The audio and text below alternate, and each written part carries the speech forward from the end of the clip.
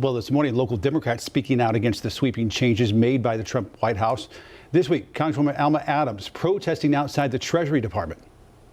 I'm at the Department of the Treasury trying to get some answers for my constituents. They're concerned about the information and how it's going to be protected. Elon Musk has all of our information. He shouldn't have it. The Department of Treasury should not have the responsibility for that. They need to give it up. They've got the doors locked, so they won't let us in, but we're not going to go away.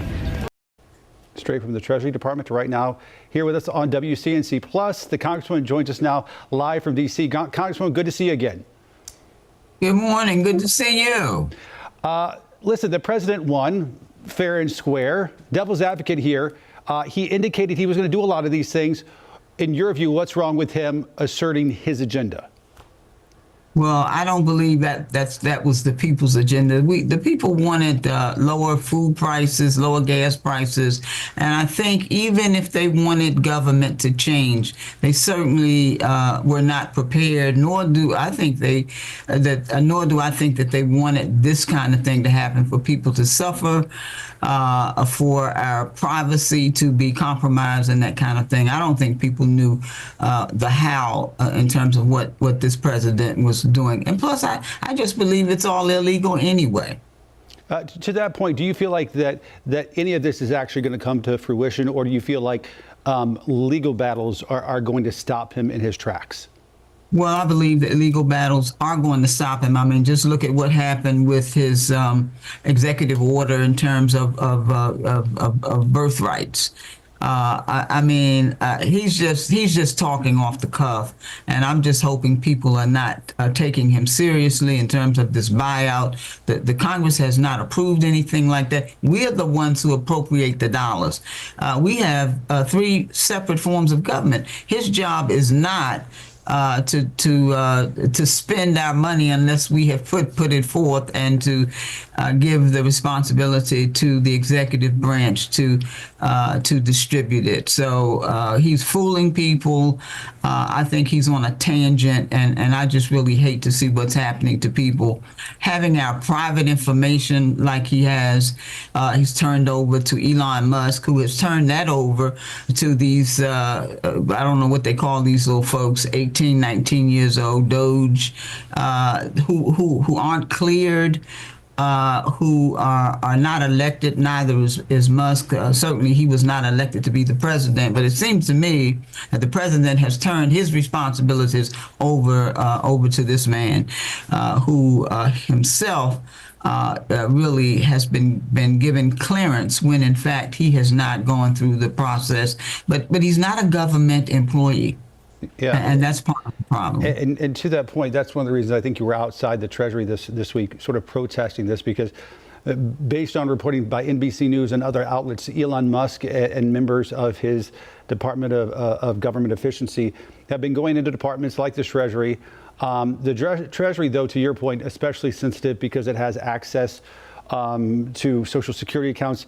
Things that, typically speaking, a very, very, very few people in the government actually had clearance to access. And now it appears that he and some of his workers are accessing them. And that's part of your concern. Oh, absolutely. I mean, 18, 19, 20-year-old workers. I mean, come on now. That's absolutely ridiculous. I mean, when folks call you on the phone to try to scam you, want you to give them private information about yourself, your Social Security number, that's sacred. You don't give those kinds of things up. And certainly we should not allow Elon Musk to have this kind of access. And then who knows what the hell he's going to do with it. I mean, that's the thing. We don't know what, and nobody's, who's guarding this man? No one. I mean, he is holding himself accountable, and nobody's checking him. And that's just absolutely ridiculous. And we're going to fight it. And President Trump needs to stay in his lane. I know. So this is something you're going to have a strong opinion about. NBC News reporting this week that the president's looking to shutter the Department of Education. You are a former teacher. I know we've talked about it at length in the past. Republicans say that this will give local governments more power. Why is that not the case? Well, first of all, it will not give local governments more power. And can you just imagine that we will have different processes, et cetera, in all of our different states? The other thing is, I served in the North Carolina House. I know that it's not always trustworthy to turn that kind of responsibility over to the states. I mean, those are elected officials. They have their own personal agendas many times, which don't coincide with the people. I think it's a bad thing to do. The other thing is the Department of Education was set up and authorized by the United States Congress. We will be the ones to have to do that if we decide that we don't want a Department of Education. So, again, he's just talking that talk, and we're going to fight that. I mean, and the things that they want to do, it's all in Project 2025. Dismantle public education. Yes, they've got something in mind, and it seems to me that basically what they want to do is to just tear down public schools, when in fact 90% of our children attend public schools. We don't need to be dealing with these vouchers to pay for private education for people who want to send their children. I mean, I'm not opposed to private schools. I taught at one for 40 years. I was a professor at Bennett College. But the point is, you pay for those things. That is not what the public should be doing. And the president, again, he's way off course, and we don't need to dismantle our Department of Education. It is so important. Education it undergirds everything that we do. The president also rolling back DEI initiatives.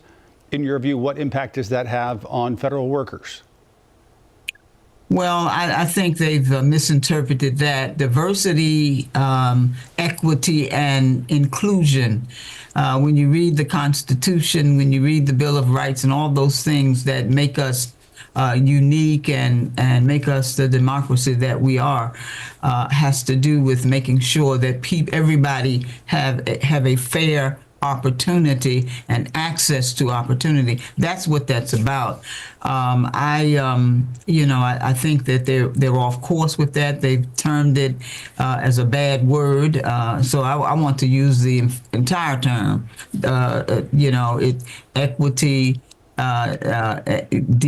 Diversity, equity, and inclusion, because that's really what it's all about. That's what America is about. That's what our country it was built on. That we're better off for that. And I don't know. I guess he wants everybody to look like him. And if you don't look like him and the folks that he represents, then you should not be a part of this democracy. And that's just not the right thing to do. And so we're going to fight that too. But in terms of what the impact will have, I think to some degree it's going to be devastating in some places.